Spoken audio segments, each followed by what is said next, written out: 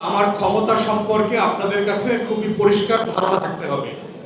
আমি বাংলাদেশ সরকারের কেউ না এবং কাউকে কাউন্সিলর বানানো অপসারণ করা, কাউকে মেয়র বানানো অপসারণ করার কোনো ক্ষমতা আসলে আমার কাছে নাই।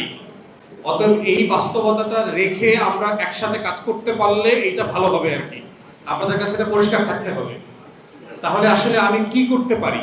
আমি যেটা করতে পারি সেটা হচ্ছে প্রেসে, গণমাধ্যমে আপনাদের পক্ষে ন্যায্যতা তুলে ধরে কথা বলা, যে বাংলাদেশের অন্তর্বর্তীকালীন সরকার দায়িত্ব নেবার পরে আগস্ট সেপ্টেম্বরে একের পর এক প্রজ্ঞাপন জারি করে প্রশাসনের বিভিন্ন জায়গা থেকে যে নির্বাচিত প্রতিনিধিদেরকে অপসারণ করলেন, এই সিদ্ধান্তটা কেন সঠিক না এবং এই সিদ্ধান্তটার কারণে আমার দেশের যারা প্রান্তিক জনগোষ্ঠী আছেন তারা কিভাবে ভোগান্তির শিকার হচ্ছেন প্রতিদিন, সেই বিষয়টা আমি আমার জায়গা থেকে তুলে ধরতে পারবো।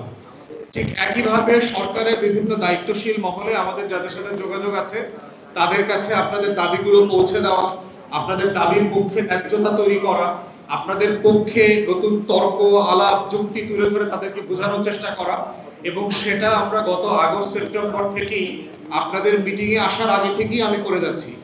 আপনারা হয়তো দেখেছেন আপনাদের এই ডিপার্টমেন্টের স্থানীয় সরকারের যিনি দায়িত্বে ছিলেন মরহুম উপদেষ্টা হাসান আরিফ স্যারের সাথে আমি লম্বা মিটিং করেছি, করে তাকে আমি বোঝানোর চেষ্টা করেছি যে এই সিদ্ধান্তটা কেন। কিন্তু ওনার মৃত্যুর আগে তো ডিপার্টমেন্টও চেঞ্জ হয়ে গেছে, উনিও করেছেন। দ্বিতীয় কথা হচ্ছে যে অন্তর্বর্তীকালীন সরকারের যে দাবিটা তুলেছি গত নভেম্বর ডিসেম্বর থেকে, আমরা বোধ করছি যে এইরকম একটা জনগুরুত্বপূর্ণ বিষয় ডিল করবার জন্য এই সরকারের এবং স্থানীয় সরকার বিষয়ে যিনি উপদেষ্টা আছেন তার টিমের 7 মাস 8 মাস লাগবার কোনো কারণ নাই।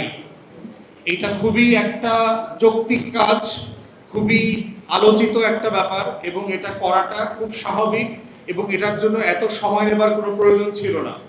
এবং আমরা বারবার বিভিন্ন মিটিংয়ে যেটা বলেছি যে এটার কাঠামোটা কি হতে পারে, আলোচনাটা আমরা বলছি না যে আপনার যে 5000 প্লাস প্রায় 5600-5700 কাউন্সিলর আছেন তাদেরকে ঘুম থেকে উঠে প্রজ্ঞাপন দিয়ে আবার সবাই কাউন্সিলর বানায়, যে জনগণের ভোগান্তি কিভাবে হচ্ছে বিভিন্ন এলাকা সেটাকে অ্যাড্রেস করে কিভাবে একটা উপকমিটি করে একটা নীতিমালা প্রণয়ন করে এই সমস্যা করতে পারে।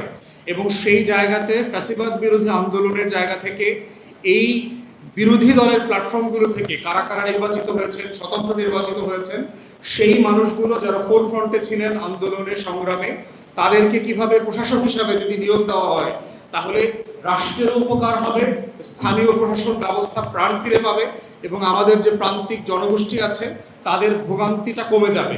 তো সেই জায়গাতে আমরা দেখতে পাচ্ছি যে আমাদের স্থানীয় সরকার মন্ত্রণালয়ে সিরিয়াসলি ফেল করেছেন এবং এটা খুবই দুঃখ।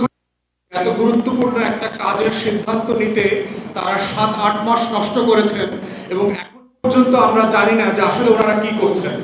হুট করে আমরা দেখতে পাচ্ছি মামলা করে একজন মেয়র হয়ে যাচ্ছেন, হুট করে আমরা দেখতে পেলাম ঢাকা মহানগরী উত্তরে একজনকে আপনারা প্রশাসন দিয়েছেন, কোনো আপত্তি নাই, ভালো কাজ করেছেন, ভালো লোক দিয়েছেন, কিন্তু কিসের ভিত্তিতে দিলেন, কি নীতিমালার উপরে ভিত্তি করে দিলেন? যে আমার মনে চাইলো আমি দিলাম, মনে চাইলাম না দিলাম না, এটার নাম তো রাষ্ট্র না।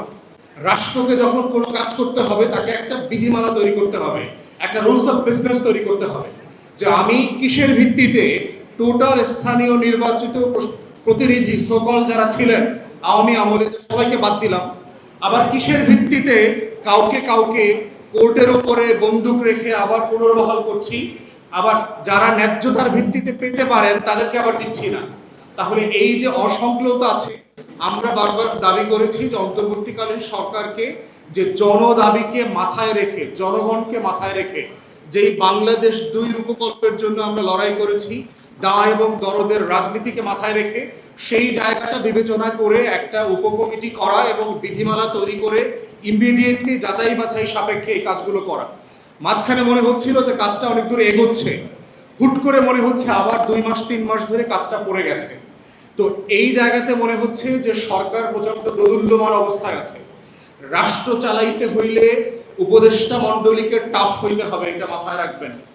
রাষ্ট্র কিন্তু বাড়ির আম বানানি খাওয়ার মতো কোনো অবস্থা না। রাষ্ট্র হচ্ছে টাফ হওয়ার বিষয়, যেটাকে আপনি ন্যায্য মনে করবেন, সেটার জন্য কনসালটেশন করবেন, রাইট প্রসেস ফলো করবেন, and then you take that tough decision. বারবার পিছু হটা এটা খুবই রং মেসেজ দিচ্ছে অন্তর্বর্তীকালীন সরকারের ব্যাপারে।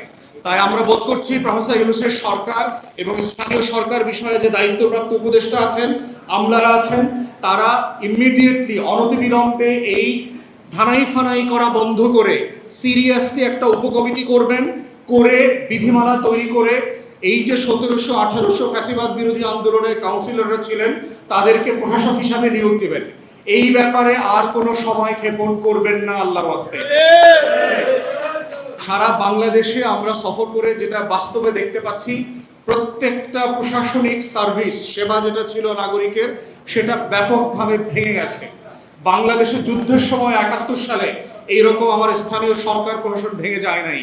অতএব যেই সরকার প্রতিজ্ঞা দিয়ে এসছে সে দায় এবং দরদের রাজনীতি করবে, সে গণ অভ্যুত্থানের রিফ্লেকশন দিয়ে রাজনীতি করবে, সে আগামী দিনের বাংলাদেশ 2 করবে, শত শত শহীদের রক্তের যে দেয়াল করবে তার পলিসির মধ্য দিয়ে, তার কাজের মধ্য দিয়ে, সেগুলোর বাস্তবায়ন আমরা দেখতে পাচ্ছি না, যেখানে এই স্থানীয় সরকার ব্যবস্থা নাই।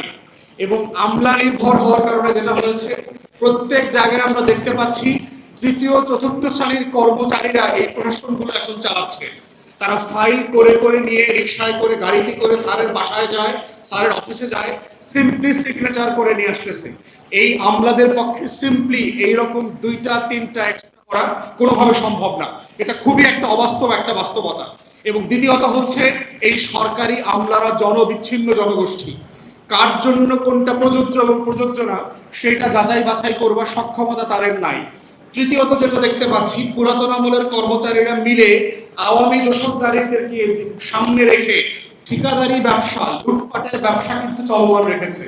যেহেতু নির্বাচিত কাউন্সিলররা নাই, তারা বলতে পারছে না, প্রতিবাদ করতে পারছে না এবং জানে না যে কে আসলে ভালো মানুষ আর কে খারাপ মানুষ। তাই ঠিক আগের প্রশাসন দিয়েই এই আমলাতন্ত্রের শ্যাডোতে থেকে, ছায়া থেকে এই প্রশাসনটা কাজ করছে, যে এই প্রশাসনটাকে ভাঙার জন্যই আসলে আগস্ট সেপ্টেম্বরে এই প্রজ্ঞাপনটা জারি করা হয়েছিল। তাই সরকার যে জিনিসগুলো মাথায় রেখে কাজটা করেছে, আমরা বিশ্বাস করছি এবং বোধ করছি তার প্রত্যেকটা আসলে ফেল করেছে।